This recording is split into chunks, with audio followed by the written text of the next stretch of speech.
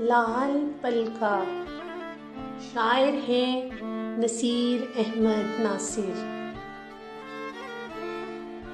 لال پلکا اڑ کے آیا ہے بہت ہی دور سے،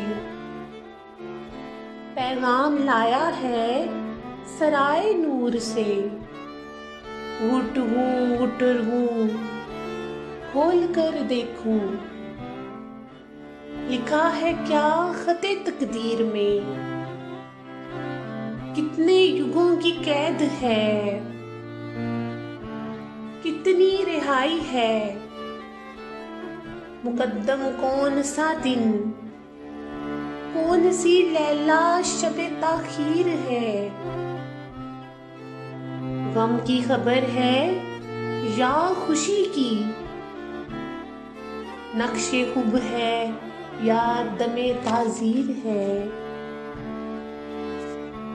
مہر کس نے ثبت کی ہے، کس کی خاتم کا نشاں ہے، کس طلائی ہاتھ کی تحریر ہے۔ حاشیے میں کیا رقم ہے، کیا نوشتہ ہے میرا اس عالم تقصیر میں۔ زخمی پروں سے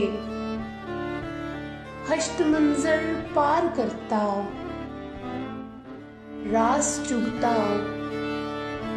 لال پلکا اڑ کے آیا ہے بہت ہی دور سے۔